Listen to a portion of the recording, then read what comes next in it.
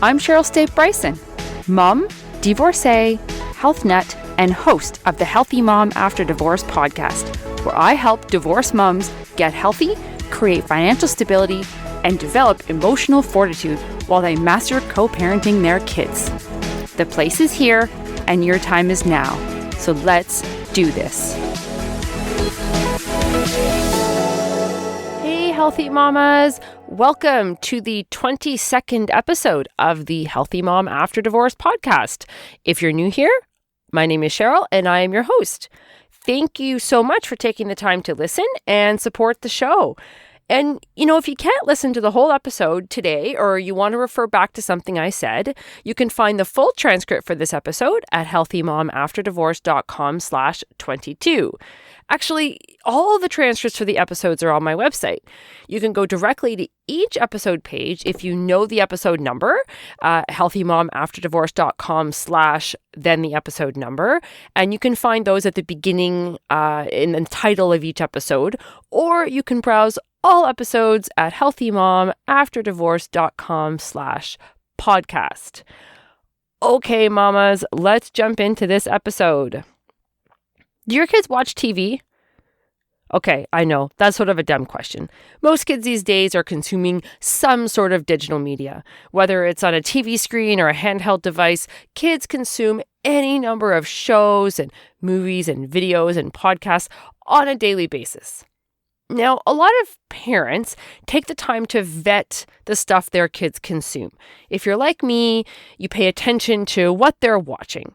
Maybe you ask them about the show or movie, read some reviews, check Common Sense Media for their take on it. If you haven't heard of that site, by the way, I recommend checking it out for sure. It offers reviews on movies, TVs, books, games, podcasts, apps, all the things, and things designed for kids. And they're rated by the site, parents, and kids, and break down the content rating and sort of explain things like positive messaging, positive role models, violence, language, and sort of give you an idea as to, what this particular movie or show or game is like. Now, although I don't like content with a bunch of violence and swearing, these are not the only things that I keep an eye out for. If you're like me, you like the media your kids to consume to have characters with values and positive messaging, characters that treat others with kindness and compassion, characters who say sorry when they messed up and forgive others, those kinds of things. That's not to say that the people in these shows and movies don't make mistakes or get in tough spots, because they do. This is all part of the general structure of a story. There's a calm beginning, setting the stage, then tension builds over some problem or obstacle, character conflict grows, and then the conflict builds to a peak when everything comes to a head, and then there is some sort of resolution, the conflict is solved, and there's an ending. Now, the parts that I am most interested in are the parts around the conflict, where it came from, what it's about, and how the characters involved in the conflict attempt to resolve it.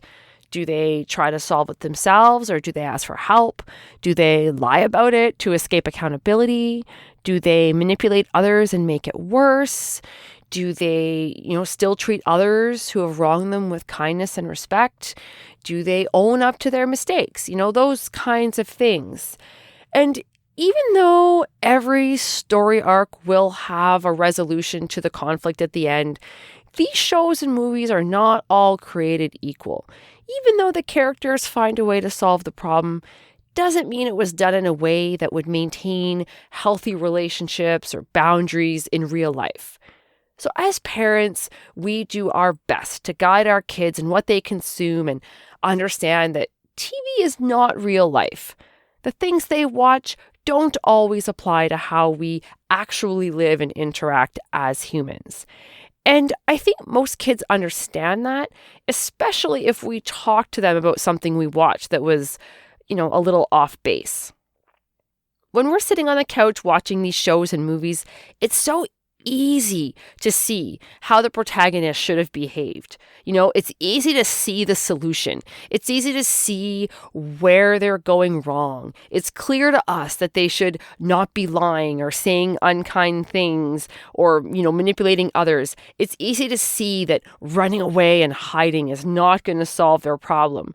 Thanks to our brain and a lifetime of experience, we know what it will take to get these characters to where they want to be. But what happens when that character is you? What happens when we're the person who is being gossiped about by other people? What happens when we're standing in front of our ex while they hurl names at us? What happens when it's our kids who are coming home crying because of a bully at school? All of a sudden, we're not a consumer or a passive third-party observer using our brain to solve the problem. We're now an active participant with skin in the game, egos to protect, kids to fight for, and emotions to regulate. Unlike when we're watching that movie, the calm, rational part of our brain that can see the path forward often gets overshadowed and ignored. So we react. We behave in the very ways that if the character in the show was behaving, we'd be shaking our heads. How many times have you reacted to something your ex has done and regretted it after? How many times do you wish you could go back and do something differently with your kids? How many times when recounting a story to someone do you say, I should have done that differently? It happens to all of us. We're human. I don't know about you though, but the stakes feel even higher when your kids are watching, don't they? And yes, they are watching. If being a parent has taught me anything, it's that your kids are always watching you, learning from you, absorbing what you do, modeling you. And they do this whether it's, quote, good or bad. Now, I don't say this to scare you or to make you feel guilty. I say this to provide you with a tool that you can use the next time you feel reactive and maybe are at risk of not behaving the way you should. You get a nasty text or email from your ex. You find out your kids were intentionally not invited to a birthday party. Your kids' teacher said something to your kids that you don't like. Your coworker filed a complaint about you to your boss. Before you send a nasty text back, before you write some long, angry email to your kid's teacher, your boss, just pause for a second and pretend that you are the main character in your kids' favorite show. They're on the couch, eating a snack, totally engaged as they watch the story unfold. In that moment, where the tension has been building and there is now a choice for that main character, i.e. you, to make on what to do next, ask yourself this. What would I want my kids to learn? What would I want them to take away from this character's challenge? How would I want them to feel after this character's choice? Now, whether or not your kids are actually watching you doesn't matter. This is about using a tool to help us divorce moms make choices that better serve us and our kids. And frankly, on the topic of watching, who says they aren't? Watching comes in many forms. It could be actually seeing you with their own eyes, but it can also be the stories someone tells them about you and how you behaved, or the energy you have when you pick them up from school. They don't actually need to see you do or say something to feel its effects. If you allow yourself to make a reactive choice you regret, and that doesn't serve to improve the situation and let it wreck the rest of your day, your kids will see that. They feel that. Life is full of challenging situations, nasty people, unexpected twists and turns, grief, shame, injustice. And our job is not to protect ourselves or our kids from all of it all the time. Our job is to learn how to move past the knee-jerk reactivity that the character in the TV show has to the clear-headedness of the person sitting on the couch watching it all unfold. Getting better at this is not only good for us, it also teaches our kids. And you know what? We are so busy putting our kids and everyone else first that I find asking moms to think in terms of what's best for themselves isn't always that effective. These divorced moms have put themselves so far down their priority list that if I ask them, what's best for you? It often doesn't resonate. Unfortunately, they don't always care what's best for them. But if I ask them, what would you want your kids to learn? It all of a sudden clicks for them. You are what your kids consume. You are the main character in the show they watch most. The story arc revolves around you. They watch you overcome the obstacles and interact with the people in your life. They see how you solve problems, speak to other people, and protect yourself. You are their role model. So when you're dealing with another issue, create a TV show around it in your mind. Create that main character facing that same challenge with the same choice to be made, the same obstacle to overcome.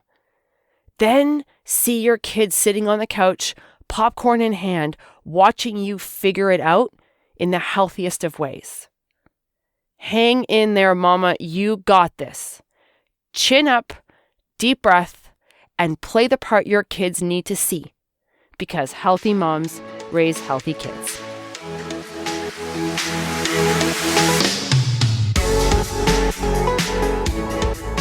Thank you so much for listening. Please leave a review. And if you like what you heard, share this episode with other mums. Don't forget to follow me on social media. And if you want to learn more about me and what else I have to offer, head over to healthymomafterddivorce.com. I can't wait to connect with you.